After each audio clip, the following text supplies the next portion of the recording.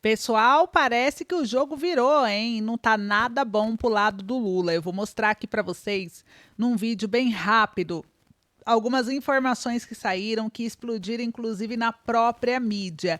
E é urgente, né? Porque vamos falar dessa farsa no STF que está sendo revelada, do Lula que é traído e inclusive entra em desespero. Então eu vou mostrar tudo isso aqui agora para vocês. Eu peço que vocês prestem bastante atenção. Já se inscreve no canal quem não é inscrito, deixa o like, compartilha e bora lá, começando aqui com o Congresso em guerra com o Lula, gente.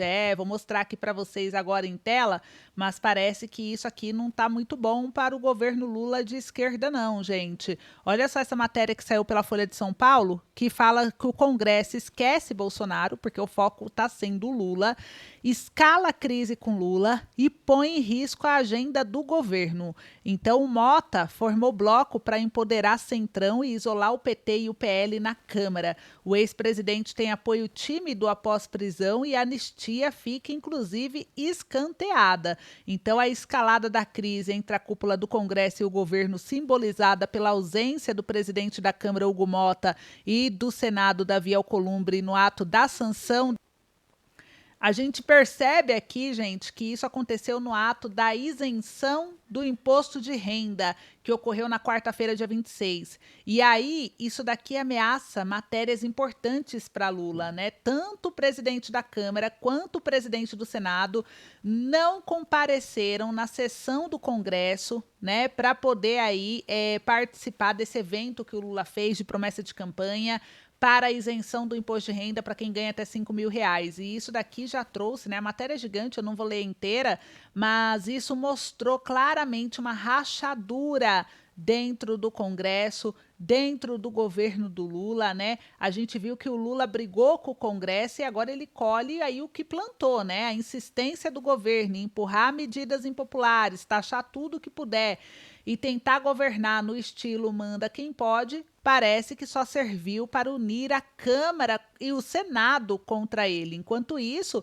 os deputados estão seguindo, tocando suas pautas, votando o que querem, quando querem e muitas vezes contra a vontade explícita do Planalto. Então, o Lula reclamou aí um pouco disso e o Congresso sobre o Bolsonaro, né? Muitos alegam que sim, que o Congresso esqueceu por enquanto o Bolsonaro, porque o problema do Brasil está sendo o Lula, gente. Então é uma crise política virando uma crise de governo. E a cada derrota no plenário, o Planalto se encolhe mais. A cada discurso agressivo, mais deputados se afastam. E a cada tentativa de controle, mais o governo demonstra aí uma fraqueza. E até aliados da própria esquerda criticaram aí a gestão do Lula. Então a gente vai acompanhar de perto tudo isso.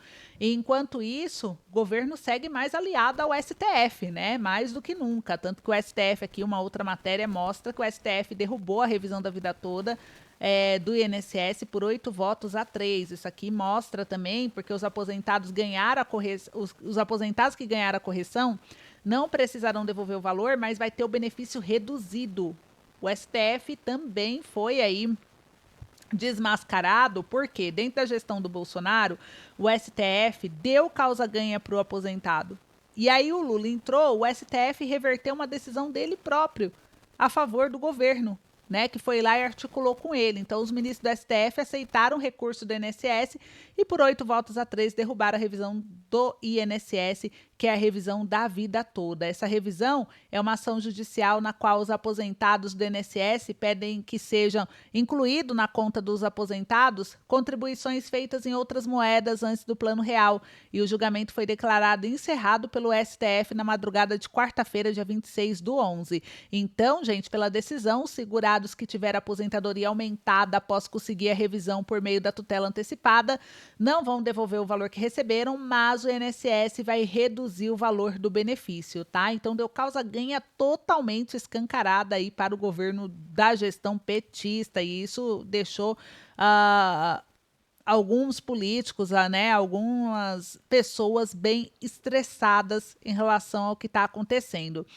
E aí, gente, no meio disso tudo, olha só o que acontece, né? A gente vê aí o Congresso em guerra com o Lula, o STF derrubando revisão da vida toda que já tinha dado causa ganha na gestão do Bolsonaro, e mudou por causa da gestão do Lula, e agora a gente vê o que? Os penduricalhos dele só aumentando e governo tranquilo quanto a isso.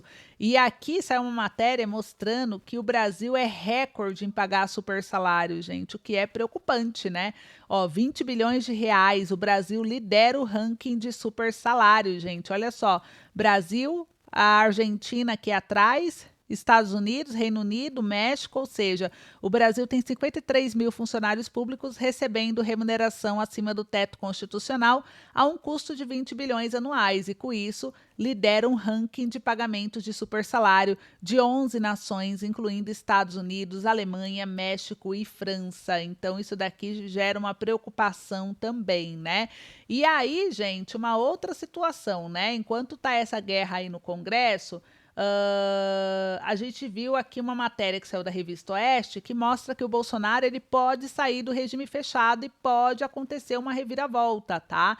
Ainda mais essa briga aí do Congresso com Lula pode favorecer, inclusive, sim, a oposição. Olha só essa matéria que saiu aqui, só para a gente encerrar o boletim, que mostra o Senado acelera projeto que beneficia Bolsonaro e demais presos do 8 de janeiro. Então, a proposta enfrenta resistência na Câmara, onde o Hugo Mota conduz um acordo alternativo com o relator do chamado PL da dosimetria. A oposição ao governo Lula no Senado articula esse projeto de lei que pode reduzir a pena do ex-presidente Jair Bolsonaro, atualmente condenado a 27 anos e 3 meses por suposto envolvimento em um plano golpista, depois do pleito de 2022. E, se aprovada, a proposta reduzirá a punição máxima para 6 anos e permitirá que Bolsonaro não cumpra a pena em regime fechado. O senador Carlos Viana, do Podemos de Minas Gerais, é o autor do texto que elimina os crimes de abolição do Estado Democrático de Direito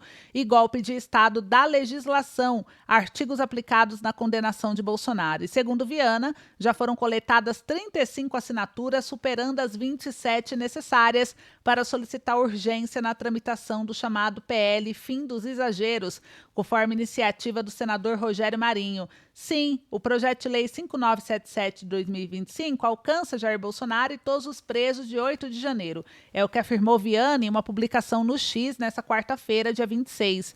A revogação de tipos penais produz efeito automático sobre qualquer pessoa condenada com base neles. A Constituição, em seu artigo 5º, determina que a lei penal mais benéfica retroage. O Código Penal reforça: se o crime deixa de existir, ninguém pode continuar sendo punido por ele. Então, esse projeto trata de um ponto simples. Alguns artigos incluídos no Código Penal em 2021 acabaram criando interpretações muito abertas que geraram dúvidas, divergências e discussões no país inteiro, escreveu o senador em outra publicação. O objetivo do projeto é corrigir isso, deixando as leis mais claras, justa e sem espaço para exageros. E o Moraes, ele ordenou a prisão preventiva do Bolsonaro.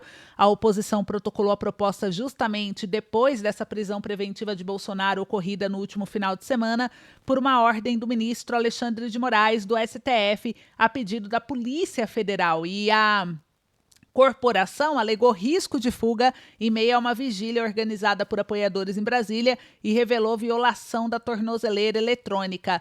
E aí, gente, vamos acompanhar, né, de perto agora o que vai acontecer. Então, fiquem de olho no canal, que em breve eu trago mais novidades e eu quero saber o que vocês estão achando de tudo isso. Então, comentem aí pra mim. Obrigada pelo carinho, um beijo, até mais.